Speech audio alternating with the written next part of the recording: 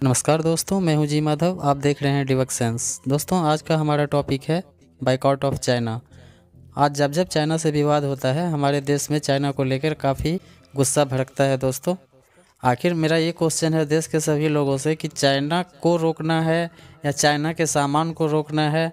पहले तो ये चीज़ डिसाइड करना बहुत ज़रूरी है दोस्तों, क्योंकि ऐसा तो हो नहीं सकता है कि सेना उधर बॉर्डर पे फायरिंग होगी और यहाँ पे हम अपना मोबाइल तोड़ लिए। बॉर्डर पे एक तोप का गोला चला, हम अपना टीवी तोड़ लिए। क्या क्या तोड़ेंगे? टीवी तोड़ेंगे, कंप्यूटर तोड़ेंगे, अपना चिप तोड़ेंगे, पेन ड्राइव तोड़ेंगे, अपना वायरलेस रोटर तोड़ेंगे। क्या क्या तोड़ेंगे दोस्तों? ये तो वो लिस्ट है जो आप जानते हैं कि ये हमारे पास है और ये चाइना है। आज हमारे निजी जीवन में चाइना और चाइना का प्रोडक्ट कहाँ तक घुस गया है दोस्तों, इसी के ऊपर हमारा ये आज का एनालिसिस है। और आपको ये हमारा एक पर्सनल सोच है दोस्तों, ये किसी पे मैं थोप नहीं रहा हूँ। और आप क्या सोचते हैं, आप मुझे कमेंट बॉक्स में ज़रूर लिखना।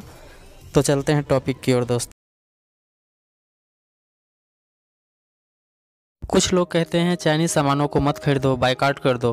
दोस्तों, यह हमारी मजबूरी भी है। हम लोग समझते हैं यह स्टेप करने से चाइना को असर पड़ेगा, पर चाइना को कोई भी असर पड़ नहीं रहा है दोस्तों। हमें इस सब से भी ऊपर उठ के उसको बहुत खतरनाक रूप से कोई एक्शन लेना पड़ेगा, और वो एक्शन प्लान जो है वो सरकार और जनता की भागीदारी से ही संभव है। चाइना एक आज मैन्युफैक्चरिंग हब बन के उभर चुका है पूरे वर्ल्ड में दोस्तों। उसको दबाना इतना आसान नहीं है। उसके पास पूरे वर्ल्ड से बड़ा ही ह्यूज क्वांटिटी में ऑर्डर आता है, जिससे उसकी लागत काफ़ी सस्ती हो जाती है। अब वो लेबर सस्ता क्यों है और वो वहाँ का क्या सोशल स्ट्रक्चर है, इसको समझने के लिए आप ये वीडियो देखिए ऊपर आई बटन पे, तो आपको सारा चाइना का हिस्ट्री समझ में आ जाएगा दोस्तों। अब क्या है कि देखिए, चाइना में कोई भी काम बड़ा टाइम टेबल पे होता है। वहाँ पे बड़ा ही समय का पंचुअलिटी है दोस्तों। क्योंकि जब तक आप समय पर पंचुअल नहीं होंगे, प्रोडक्टिविटी नहीं बढ़ती है। और इस चाइना में इन सब चीज़ों का बड़ा ही स्ट्रिक्टली फॉलो होता है। सभी को टाइम पे आना है, मतलब आना है। अब देखिए, चाइना तो कोई भी चीज़ का मास प्रोडक्शन करता है, मतलब कोई भी क्वांटिटी है तो वो करोड़ों करोड़ में है। तो भाई, जब इतना बड़ा उसके पास ह्यूज क्वांटिटी है, तो वो तो जाहिर सा बात है पूरा वर्ल्ड पे एक छत्र राज करेगा, और उसकी लागत भी सस्ती होगी। और वो अपने आसपास के देशों को पे वो सेम वही सामान, मतलब आपको पड़ोसी देश में जो सामान मान लो 1 रुपये का बिक रहा है, वो अपना प्रॉफिट रख के भी वो आपके देश में वही सामान 50 पैसे में बेच सकता है। तो आप समझ लो वो चाइना किस हद तक हमारे देश में, हमारे जो पर्सनल लाइफ में है, वो एंटर कर चुका है दोस्तों। अभी आप मोबाइल टेम्पर ग्लास देखो, ये 4.5 रुपये का आता है, और इंडिया के अलग अलग शहरों में कहीं पे 30, 40, 45, 50 जब आया था तो 100-200 में भी हम लोगों ने लगाया है दोस्तों। लेकिन आज ये 4.5 रुपये का टेम्पर ग्लास 40 से 50 रुपये में ऑलमोस्ट इंडिया के सभी कोना में लग जाया करता है, गोरिल्ला ग्लास। इधर आप ये चार्जर देख लीजिए, 2 एम्पियर 3 एम्पियर का ये रेंज में ये सब आता रहता है। चार्जर 30 रुपये का आता है चाइना से, फ्लैट व्लैट लेके वो 45 रुपये का हो जाता है दोस्तों। और भारत में आसानी से ये 150, 200, 300 जैसे बिक जाए वो बेच दिया जाता है दोस्तों। ये आप ईयरफोन देख लीजिए, आज तो फैशन है कान में ईयरफोन लगाने का, ये भी 40 से 50 रुपये का चाइना से आता है। और भारत में तो ये आज ये हाल है इसका कचरा कि ये 100 रुपये में बिक भी जाता है दोस्तों। ये अपने मोबाइल में मेमोरी कार्ड देख लो, आप अपना फ्लैश ड्राइव देख लो, पेन ड्राइव वगैरह, ये जो है वो 20 रुपये मेमोरी कार्ड जो मोबाइल में लगता है दोस्तों, वो 20 रुपये का चाइना से आता है। अब इतना सस्ता सामान भारत के लोगों की मजबूरी बन गई है दोस्तों, क्योंकि अगर आज चाइना से अगर यह माल नहीं आएगा तो ये 100 रुपये में मेमोरी कार्ड जो आप 200 रुपये में खरीद रहे हैं, वो सीधा हो जाएगा 1000 से 1500 रुपये का। तो ये भी तो एक मजबूरी है, ये भी तो एक देखना है कि भाई इस तरह से होगा तो फिर हम लोग क्या उपभोग करेंगे, और किस तरह से हम लोग उस टेक्नोलॉजी का उपभोक्ता बन पाएंगे। और तो और टेक्नोलॉजी भी नई नई आ रही है, तो अगर हमारे पास नहीं होगा तो हमारी समझ भी पुरानी पड़ती जाएगी धीरे धीरे। अब वर्तमान स्थिति देख के दोस्तों कुछ समझदारी करनी पड़ेगी। यह सारे सामान जो चाइना के अलावे ताइवान में काफ़ी सुलभ और सस्ती है। और ताइवान क्या है कि सबसे बड़ा दुश्मन है चाइना का, और चाइना से ये सब चीज़ जो टेक्नोलॉजी भारत में इस्तेमाल हो रहा है, उसमें चाइना से काफ़ी बेहतर टेक्नोलॉजी ताइवान के पास है। अब यहाँ पे देखिए, इनसे 2 फायदा होगा। एक्सपोर्ट इंपोर्ट का व्यापार खुलेगा अपना और ताइवान, भारत और ताइवान के बीच में। और वही सामान जो चाइना, मतलब एक जो चाइना का सामान आज यहाँ भारत में जिस कीमत पे मिल रहा है दोस्तों, लोग ताइवान से डील करके सेम कीमत पे भारत में बेच सकते हैं। इस तरह से हम चाइना के इकोनॉमिक को हम लोग अब चोट पहुँचा सकते हैं दोस्तों, उनसे डील में कमी ला के। दोस्तों, टॉयज़ मंडी की ओर देखो, तो टॉयज मंडी पे अलग ही चाइना पूरा कैप्चर करके बैठा हुआ है। भारत का कोई खिलौना लेने जाओ ना आपको सही फिनिशिंग मिलेगी, ना सही टेक्नोलॉजी मिलेगी। ये रिमोट सेंसिंग बेस्ड जितना भी टॉयज आता है, अब जाके देख लो 200-300 रुपये से इंडिया में स्टार्ट हो जाता है। इंडिया का खिलौना लेने जाओ तो एक बैटरी पे नहीं चलने वाला मॉडल है, उसका दाम पूछो तो वो 500 रुपये बताता है। दोस्तों खिलौना मंडी में एक से एक आधुनिक खिलौना का चाइना हब बन चुका है। चाइना में दोस्तों अगर आप देखेंगे तो चाइना में खिलौना 8 रुपये से शुरू हो जाता है। पूरी दुनिया में सोलर पैनल चाइना से ही आती है दोस्तों। भारत में भी लगभग जितना भी सोलर पैनल का यूज़ हो रहा है उसमें 70% तक चाइना से ही आ रहा है दोस्तों। हमारे यहाँ ये नहीं बनती है आज भी। हमारे यहाँ जो आज साउथ में चले जाइए, वो केरल, गुजरात, ये सब में शक्ति स्थला प्रोजेक्ट, ये जो भी है दक्षिण भारत में, वो सारा का सारा सोलर पैनल चाइना से ही आके लग रहा था दोस्तों। आपको ये भी याद दिला दूँ, हमारे यहाँ जो स्टैच्यू ऑफ यूनिटी है, यूनिटी की मूर्तियाँ बनी है आज अहमदाबाद में, तो माननीय सरदार वल्लभ भाई पटेल जी की, तो ये जो स्टैच्यू ऑफ जो यूनिटी का जो मूर्ति बना है दोस्तों, ये भी आया है चाइना से ही बन के। तो आप सोच लीजिए चाइना कितना बड़ा हब बन चुका है, ये आसानी से नहीं हटेगा दोस्तों। चाइना को माइंड गेम से हराने की सख्त ज़रूरत हो गई है। अब देखो, अब कंप्यूटर, मोबाइल, ये दुनिया में चाइना इसको अपना कब्जा जमा के बैठ गया है। इससे रिलेटेड जो भी चिप बेस आइटम है सब पे चाइना का कब्जा है। चाइना आईटी सॉफ्टवेयर बनाने का अभी एक बहुत बड़ा मैन्युफैक्चरिंग हब बन चुका है पूरे वर्ल्ड में।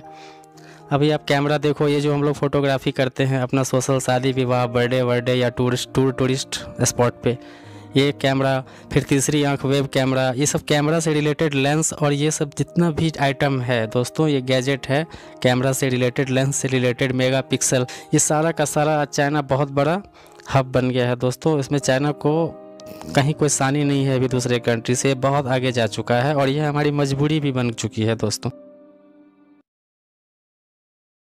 पहले तो हमको सोचने की ज़रूरत है कि आज हम चाइना की किस वस्तुओं को विरोध कर रहे हैं, या चाइना का हम किस वस्तु का उपयोग कर रहे हैं और हमको विरोध किस चीज़ का करना है। तो दोस्तों इसमें बहुत सारा चीज़ है। अभी आप जो देखेंगे सिंपल सा घर में यूज होता है बिजली का, ये देखिए कितना कलरफुल टेप है दोस्तों, पीवीसी टेप, जो बिजली की वायर के ऊपर हम लोग लगाते हैं घरेलू यूज़ में, या मैकेनिक्स, इलेक्ट्रिकल, जो भी लोग हैं इलेक्ट्रिशियन ये यूज़ करते हैं दोस्तों। कितना खूबसूरत फिनिशिंग में ये देखो, ये पीवीसी टेप दे दिया है दोस्तों। अब इससे तो आप और भी आर्ट एंड क्राफ्ट का काम कर सकते हैं, इतना बेहतर कलरफुल और इतना बेहतर फिनिशिंग का पीवीसी टेप में दोस्तों। दूसरा तरफ आप चले जाइए, मैं छोटी छोटी चीज़ बता रहा हूँ। अगर आप कंचा देखेंगे, जो भारत में हम लोग बचपन में खेला करते थे ना, गोली कंचा, अब ये कंचा भारत में जो आज से 40 साल पहले मैन्युफैक्चरिंग हो रहा था, वही सेम ढर्रा पे ये कंचा आज भी भारत में बन रहा है दोस्तों। आज भी आप देखेंगे तो वो जैसे लगेगा कांच के जार में काला काला, टेढ़ा उढ़ा, अजीब काई लगा हुआ, वो कलर मतलब ना, वो कलर मतलब ना ही उसकी स्ट्रक्चर चेंज हुई, आज भी वो बिल्कुल एकदम टेढ़ा मेढ़ा मिलेगा। और उधर ही चाइना का गोली देख लीजिए दोस्तों, एकदम बिल्कुल गोल, रंग बिरंगा, मतलब इतना अट्रैक्टिव है कि एक नए नए लोगों को भी पुराने ज़माने याद करके गोली कंचा खेलने का मन हो जाएगा दोस्तों। चाइना अपने कस्टमर का नीड को समझता है, बहुत ख्याल रखता है चाइना कि भाई जो उपभोक्ता है उसको ज़रूरत क्या है, वो क्या चीज़ चाहता है, वही चीज़ चाइना अवेलेबल कराता है। भारत में क्या है, एक कंपनी लगेगा छोटा सा, उसका मालिक सीधा देखेगा भैया ये हम बनाए, हमको मुनाफा कितना होगा। वो ये नहीं देखेगा कि भाई कस्टमर की नीड क्या है, कस्टमर क्या चाह रहा है, हम क्या बनाएं ऐसा जिससे हमारा कस्टमर खुश हो और हमारा भी प्रोडक्टिविटी बढ़े। ऐसा सोच ये ढर्रा पे इंडिया का कोई भी बिजनेसमैन, कोई भी इंडस्ट्रियलिस्ट नहीं चलता है। एक आध अब आने लगे हैं चाइना को देख के इस तरह के। तो दोस्तों कुल मिला के यहाँ पे हम उपभोक्ताओं का ध्यान बिल्कुल नहीं रखा जाता है, और ये हम लोगों की सबसे बड़ी कमी है चाइना के आगे। देखिए केबल टाई, ये लॉकिंग के काम में आता है, टेम्प्रोरी लॉकिंग के काम में। आप चले जाओ कहीं पे भी, आपको कुछ भी लॉक करना है, केबल कुछ चीज़ को आपको बांधना है, तो ये आपको आसानी से मिल जाएगा। बड़ा ही सस्ते में ये पैकेट होता है, 100 का पैकेट आता है दोस्तों, बड़ा बड़ा भी पैकेट आता है। एयरपोर्ट पे अगर आपके बैगेज में लॉक नहीं लगी हुई है तो टेम्प्रोरली इसी को यूज़ किया जाता है, केबल टाई को दोस्तों। ये जो देख लो ये केबल क्लिप है, हम लोग अपने घरेलू यूज़ में ये छोटा छोटा क्लिप जो आज इस्तेमाल कर रहे हैं दोस्तों, ये भी चाइना से बन के आ रहा है। चाइनीज़ कांटी, देखो अब ये कांटी में भी चाइना आ गया है दोस्तों। अब ये देखिए मेहंदी, भारत की संस्कृति और मेहंदी सबको पता है दोस्तों, एकदम मतलब यहाँ पे तो मेहंदी समझो हर एक कल्चर में शामिल है। इसके बारे में कहा जाता है दोस्तों कि जिसकी सांस जिंदा होती है उसका मेहंदी बहुत लाल होता है। लेकिन वहीं देखिए चाइना जो आके है इस कॉन्सेप्ट को भी बदल दिया। अब तो जिसकी सांस इस दुनिया में नहीं है उसका भी हाथ एकदम चटखार लाल कर देता है दोस्तों। रात में लगाओ, सुबह एकदम चटखार लाल, पार्टी में निकल जाओ। अलग बात है कि 2 दिन के बाद देख लीजिए क्या हाल होता है। अभी दोस्तों महिला के का जो कॉस्मेटिक प्रोडक्ट है उसमें बहुत सारा आइटम एसेसरीज है दोस्तों। मुझे भी इतना नहीं पता, मैं एक मोटा मोटा बता रहा हूँ दोस्तों कि देखिए एक महिला का नीड क्या है भाई। वो जिस तरह का कपड़ा या जिस तरह का साड़ी या जिस तरह का सूट पहनी है वो चाहती है उसी कलर का मेरे होठ पे लिपस्टिक हो, उसी कलर का उसके सर पे कुमकुम हो और उसी कलर का नेल पॉलिश हो हाथ में। तो इस तरह का चीज़ है दोस्तों को वो पूरा का पूरा आज जो चाइना है ये पूरा रेंज अवेलेबल करा दिया है। जितना रेंज तो दोस्तों का हमें तो लगता है इंडिया में भी नहीं होगा। और फिर उस लड़कियों की तो नीड है दोस्तों, क्योंकि उन्हें जो चीज़ 100 रुपये में एक मिलेगा, चाइना एक मिलेगा और एक कलर का मिलेगा, उतने में चाइना 3 कलर का अवेलेबल करा देता है। तत्काल उनकी नीड पूरा हो जाती है। तो उनकी भी अपनी एक मजबूरी है। अब ये देखिए बनारसी साड़ी, भारत की महिलाएं कितनी सुंदर लगती है। बनारसी साड़ी तो हम लोग की संस्कृति में बसा हुआ है दोस्तों, लेकिन इसका भी ट्रेजेडी देखिए। हम लोग एक्सपोर्ट शुरू किए सूडान कंट्री के साथ साड़ी का, वहाँ से वो रिजेक्ट होके आ गया। अब देखिए सूडान में, अब तो देखिए कस्टमर का ख्याल रखना बहुत ज़रूरी है। सिर्फ व्यापार करने से नहीं होता है। जहाँ व्यापार कर रहे हैं वहाँ पर क्या नीड है लोगों की, आपको वो भी समझना पड़ेगा। अब सूडान की महिला ऐसी होती है, भारत की महिलाएं क्या है 5 से 5.5 फीट तक की महिला होती है। सूडान में 6 फीट से स्टार्ट होता है दोस्तों। और काफ़ी हेल्दी उन लोगों का पर्सनैलिटी है। और यहाँ पे क्या होगा, भारत का साड़ी गया वहाँ पे तो उन लोगों को स्कर्ट पहनना नहीं था जो साड़ी मंगवाते, सारा का सारा रिजेक्ट होकर आ गया। और उसी कंट्री में चाइना जो है बहुत सक्सेस हो गया दोस्तों, क्योंकि उनको पता था कि हमें साड़ी कैसे बनाना है। भाई आप 6 फीट की महिला अगर कोई साड़ी पहनेगी तो उसका जो डायमेंशन है वो भी तो आपको उसी हिसाब से रखना पड़ेगा ना, कि भाई लेंथ क्या है, सब कुछ का ख्याल रखना पड़ता है, तभी तो वो सक्सेस करेगा, क्लिक करेगा। तो भारत में ये सब चीज़ है ही नहीं दोस्तों। तो और हम लोग सिर्फ बाइकआउट चाइना करते। चाइना आज भी कोई चीज़ खरीदने के पहले वहाँ बहुत ही टॉप ग्रेड का जो है अधिकारी को बैठाता है, पूरा ट्रेंड अधिकारी को, कि भाई तुम लोग जाओ मार्केट, तुम लोग जाओ अलग अलग कंट्री, वहाँ का लोकल मार्केट में जाओ, सर्वे करो वहाँ के लोगों को क्या चाहिए, क्या नहीं मिल रहा है, उनका पॉकेट कितना तक अफोर्ड करेगा, उसमें सबसे बेस्ट से बेस्ट बनाने का वो लोग दिमाग लगा के इस तरह छा गए हैं दोस्तों।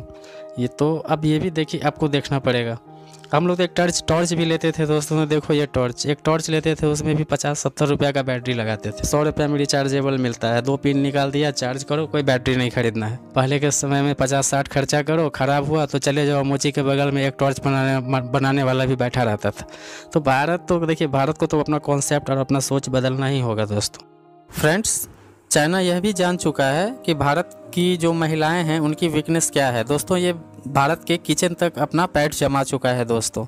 ये देखो आप, रंग बिरंगा गैस चूल्हा एकदम वेल ग्लॉजी फिनिश में दोस्तों। ये भारत के कंपनियों को बुरी तरह पीट रहा है दोस्तों। इतना ही नहीं, देखो इसका जो किचन वेयर और इसका जो एसेसरीज रेंज है वो काफ़ी सस्ते कीमत पे काफ़ी वेल फिनिश्ड इंडिया के मार्केट में अवेलेबल है फ्रेंड्स। तो कोई क्यों चाइना को छोड़ के इंडिया को प्रेफर करेगा। ठीक है राष्ट्रभक्ति, ठीक है राष्ट्रभक्ति से आज सेना लड़ रही है और हमारे जो देश के प्रधानमंत्री हैं वो डिप्लोमेसी कर रहे हैं, लेकिन एक उपभोक्ता लेवल पे अगर आप देखिए तो भारत का जो गरीबी रेखा है, इतने जो गरीब और आम लोग भारत में रहते हैं, मिडिल क्लास के लोग, वो क्या चाहेंगे, वो तो बिल्कुल यही चाहेंगे कि भाई मेरे को काफ़ी सस्ता में काफ़ी अच्छा फिनिशिंग का सामान मिले दोस्तों। सस्ता और अट्रैक्टिव तो ये इतना होता है कि लोग 2 मिनट के लिए इसकी गारंटी वारंटी भी भूल जाते हैं और इससे कंप्रोमाइज़ करके भी चाइना का प्रोडक्ट लेते हैं। इससे आप समझ जाइए चाइना का क्या पैठ है आज हमारे भारत देश में दोस्तों।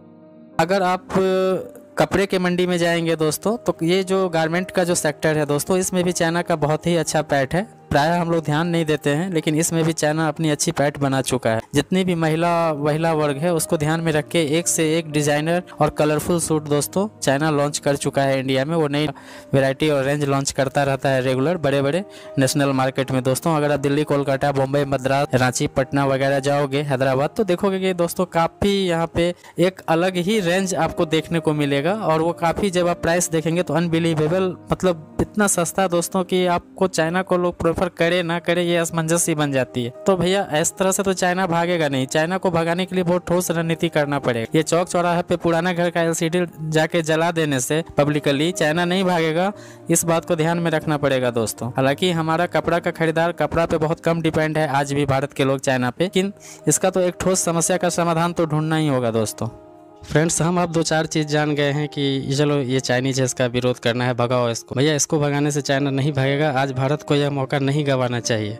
चाइनीज सामानों पर सरकार यदि 31% टैक्स लगा रही है, WTO जो है वो सरकार के ऊपर दबाव बनाती है कि भैया आप दूसरे देशों को सामानों को आयात से नहीं रोक सकते अपने देश। तो भाई अब क्या है, अब पब्लिक रोके तो अलग बात है। तो हम सबको भी एक प्रेशर तो ज़रूर बनाना है कि भाई हम बाइकआउट चाइना, लेकिन बाइकआउट चाइना का पूर्ति करेगा कौन? आपको तो ये भी सोच के चलना पड़ेगा। कल होके अगर चाइना अचानक बंद हो जाए तो फिर चाइनीज जो सामान हम आज उपभोग कर रहे हैं, जिसके बगैर हम चल नहीं पा रहे हैं इन्फॉर्मेशन टेक्नोलॉजी के बगैर, तो उसमें तो चाइना बहुत बड़ा हेल्प कर रहा है भाई। आप सिर्फ बाइकआउट चाइना कर देंगे तो उस चीज़ का पूर्ति कौन करेगा? ताइवान से हमारा कोई पॉलिसी नहीं है बिजनेस का, तो सरकार को भी चाहिए कि आप इमीडिएट ताइवान से संपर्क साधे, एक ऑप्शन लेके चले, एक विकल्प लेके चले। आज हमारी मजबूरी भी है कि हमें सस्ता चाहिए। सभी लोग इस महंगाई को नहीं अफोर्ड कर सकते हैं दोस्तों। ये मजबूरी भी है कि भारत चाइना का इस्तेमाल करेंगे ही करेंगे भारतीय लोग। ये कुछ लोग जो है वो सोशल मीडिया पे आके वो तोप चलाते रहते हैं, उनसे चाइना उस चाइना विरोध से चाइना को कोई फर्क नहीं पड़ेगा दोस्तों। और जो है आपको मेड इन चाइना, अरे यहाँ के लोगों को तो मेड इन चाइना लिखा कहाँ है वो भी नहीं पता है दोस्तों। 55% से ऊपर लोग गरीबी रेखा में यहाँ रह रहे हैं भाई। उनकी तो मजबूरी है कि वो चाइनीज चीज़ ही खरीदेंगे और आप इसको रोक नहीं पाएंगे। कितना तक आप आंदोलन करेंगे? तो ये एक परमानेंट सॉल्यूशन नहीं होता है दोस्तों। हम लोग को एक ठोस सॉल्यूशन की ओर बढ़ना ही पड़ेगा, जिससे चाइना को भी आघात मिले और हमारा देश आत्मनिर्भर हो सके।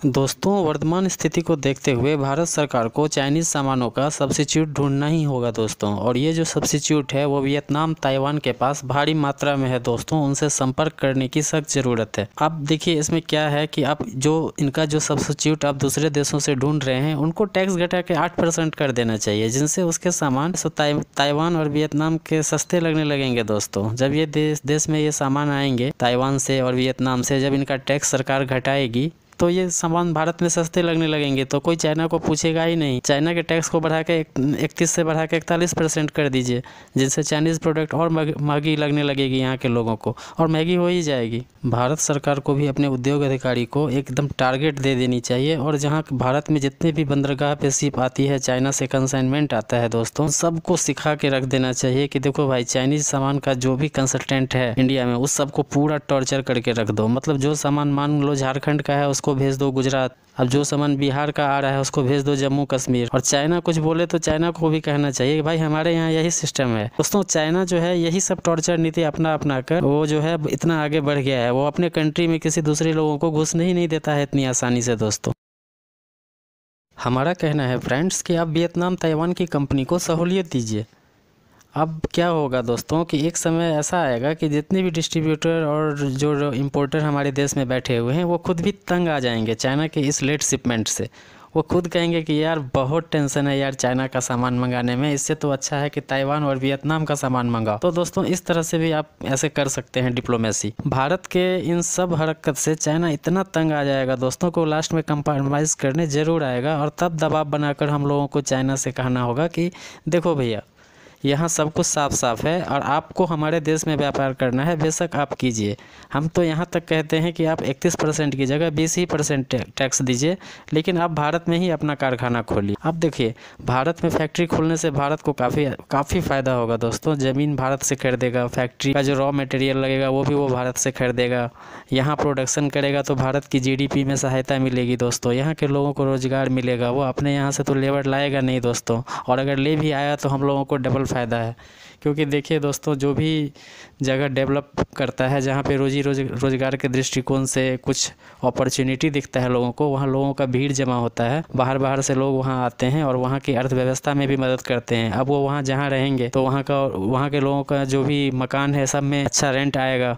फिर जिस मंडी में वो रहेंगे, यहाँ से राशन खरीदेंगे, सारा कुछ खरीदेंगे, तो मार्केट में एक परचेजिंग पावर का ग्रोथ होगा दोस्तों। तो वो ऐसा नहीं है, वो लाएंगे तो बहुत अच्छा है अपने लेबर को, और नहीं लाएंगे तो और भी अच्छा है दोस्तों।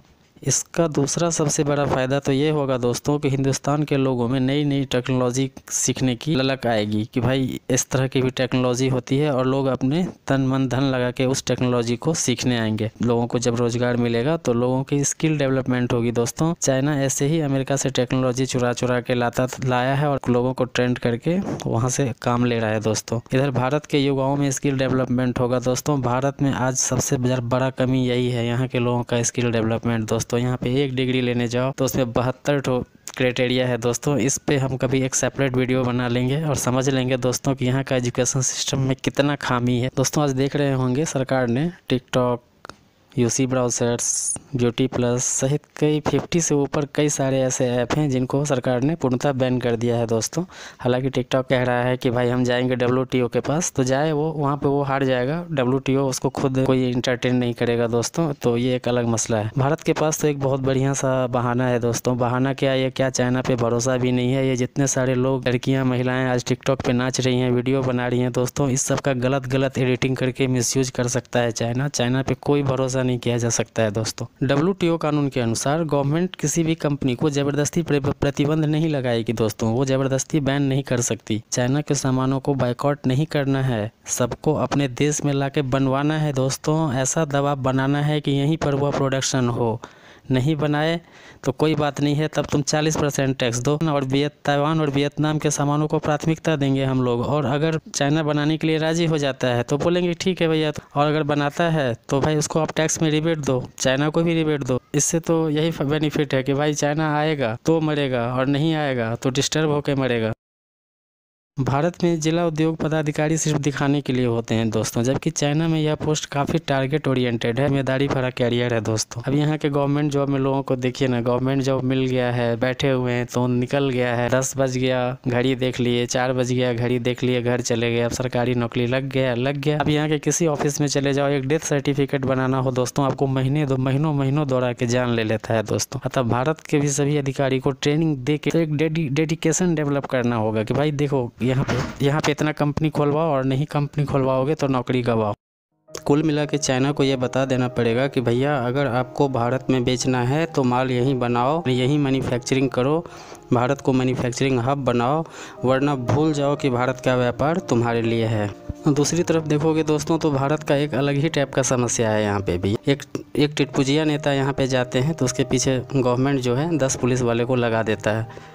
अब इसकी सैलरी, इसकी कॉस्टिंग निकालो तो ये कहाँ जा रहा है हम लोग का देश, हम लोगों को खुद समझ में नहीं आएगा दोस्तों। फ्रेंड्स, मैं आपको एक एग्जांपल देता हूँ। मैं जा रहा था रांची से अहमदाबाद, तो दिल्ली से जब मैं फ़्लाइट चेंज किया दोस्तों, तो फ़्लाइट में जो है इसरो के कई टीम बैठी हुई थी, तो उनसे मेरा परिचय हुआ तो उन्होंने बताया कि भाई मैं इसरो से हूँ। अब दिमाग मेरा घूम गया दोस्तों कि ये एक इसरो का इतना महान वैज्ञानिक जो हमारे देश के कर्णधार हैं, जिनको रियल इज्जत मिलनी चाहिए, वो इकोनॉमिक क्लास में बैठ के जर्नी कर रहे हैं भारत में, और जो हमारे 2 टके के टिटपुजिया नेता हैं वो जो है बिजनेस क्लास में बैठ के हवाखोरी करते दिखते रहेंगे आपको दोस्तों। ये हमारे देश के असली कर्णधार हैं, इनको जो है इज्जत देना ही पड़ेगा दोस्तों। भारत की सरकार को पढ़े लिखे लोगों को कदर करना ही पड़ेगा, तभी देश के लोगों का हौसला बढ़ेगा कि नहीं, देश की जो सरकार है वो पढ़े लिखे बच्चों के साथ है, पढ़े लिखे लोगों का भविष्य के साथ है। और जब वो यहाँ से जाएंगे तो वो जो टिटपुजिया नेताओं को आप 10 फोर्स देते हैं, वो फोर्स आप भारत के इन कर्णधार साइंटिस्टों को दीजिए, ताकि आने वाले लोगों को भी पता चलेगा, आने जाने लोगों वालों को सड़क पे कि कौन जा रहा है, भाई भारत का साइंटिस्ट जा रहा है। तो उनके मन में भी एक मैसेज जाएगा कि नहीं, भारत का जो सरकार है वो साइंटिस्ट के साथ खड़ा है, तो आने वाली पीढ़ी भी प्रेरणा लेगी और खूब पढ़ाई करेगी। अरे कुछ लोग यहाँ तो ऐसे हैं दोस्तों कि कुछ लोग कहते हैं कि भाई पढ़ लिख कर क्या होगा। अरे भाई, आप पढ़े लिखे लोगों को इज्जत दीजिए, नहीं तो ये देश एक दिन खोखला हो जाएगा। आप पढ़े लिखे लोगों को सम्मान दीजिए। नेताओं से अधिक पावर साइंटिस्ट को मिलना चाहिए दोस्तों, यही भारत के असली कर्णधार हैं। इनका सम्मान, सुरक्षा, इनको अगर आप सम्मान और सुरक्षा देंगे तो वो सच में एक दिन भारत को सोने की चिड़िया बना देंगे दोस्तों। अब आप कभी आपने ब्रेन ड्रेन एक टॉपिक पढ़ा होगा, यहाँ पे जितने भी बड़े बड़े IIT इंजीनियर, बड़े बड़े IIM मैनेजमेंट से निकले हुए बच्चे होते हैं, वो यहाँ पे जॉब ही नहीं करना चाहते। वो अपना जो अपना आउटपुट है दोस्तों, वो जाके आज फॉरेन कंट्री को दे रहे हैं, अब्रॉड में दे रहे हैं। तो कारण है यहाँ का नेता लोग तो बड़ा इंजीनियर को फंसा के, घपला में फंसा के उसका कैरियर ख़राब कर देता है दोस्तों। तो कोई यहाँ पे काम ही नहीं करना चाहता है। अब इनको देख लीजिए, ये RBI के जो रिटायर्ड गवर्नर हैं मिस्टर रघुराम राजन, काफ़ी क्वालिफाइड इंसान, आज कोई बता सकता है कि ये कहाँ हैं? ये अब है ही नहीं, ये अमेरिका में, ये देश को छोड़ के चले गए अमेरिका, और अमेरिका में प्रोफेसर हो गए हैं दोस्तों। तो आप सोचिए कि जो अमेरिका में ये इतने क्वालिफाइड इंसान जो जाके अमेरिका में जिस बच्चे को पढ़ाएंगे, उस बच्चे का क्या भविष्य होगा और वो बच्चा क्या सीखेगा दोस्तों। तो ये बाइकाट चाइना, एक तो हम लोग देश में, हम लोगों की जो अर्थव्यवस्था है वो एक पता नहीं कौन से ट्रैक पे जा रही है, और हमारी सरकार इसको अब संभालने का कोशिश कर रही है दोस्तों। फ्रेंड्स, हम लोगों को ये तत्काल परिणाम दिखता है कि बाइकआउट ऑफ चाइना, चाइना को फेंक दो। भाई अपने देश की भी दुर्दशा को आपको ध्यान में रख के विरोध करना होगा दोस्तों। ये ज़्यादा दिन चलेगा नहीं। जनता और सरकार को तालमेल बैठा के एक रणनीति बनानी होगी। चाइना को माइंड गेम से मारना पड़ेगा पूरी दुनिया को बीच में, जैसे उन्होंने पूरे देश को मारा है अपने कंट्री में। आज चाइना ने सभी देशों का इन्वेस्टमेंट करवा लिया है दोस्तों अपने कंट्री में। आज अमेरिका का, ब्रिटेन का बहुत सारी फैक्ट्रियां वहां लगी हुई है। भाई उन लोग क्या करेगा, उन लोग डायरेक्ट एक्शन नहीं लेके इनडायरेक्ट एक्शन लेता है दोस्तों, क्योंकि उनको पता है कि मेरी करोड़ों करोड़ की फैक्ट्रियां वहां फंसी हुई है चाइना में। देश को एक सूत्री डिसीजन लेना होगा दोस्तों कि भारत में अगर आपको बेचना है तो 45% टैक्स लगेगा, नहीं तो भैया आप भारत को में ही अपना मैन्युफैक्चरिंग का कारखाना खोलिए और मात्र 25% टैक्स दीजिए। नहीं तो भूल जाइए कि भारत का व्यापार जो है चाइना से होने वाला है। और इसके बाद भी अगर चाइना नहीं मानता है दोस्तों तो आप कीजिए बाइकआउट ऑफ चाइना। तो यही हमारा कहना था दोस्तों इस वीडियो के माध्यम से कि बाइकआउट ऑफ चाइना करने से पहले भारत की स्थिति को भी हम लोगों को एक एनालिसिस करना पड़ेगा कि हम लोग किस दिशा में जा रहे हैं, और इतने दिनों जो हम लोगों ने चाइना को मालामाल किया है उसका भारत को क्या रिटर्निंग मिला। और जब अब रिटर्निंग का वक्त मिला है दोस्तों तो हम लोग बाइकआउट ऑफ चाइना नहीं, जितना आपने उसे मालामाल किया है कम से कम उसका 50% टेक्नोलॉजी तो भी भारत को मिले दोस्तों। थैंक यू दोस्तों, यही हमारा एनालिसिस था। जय हिंद।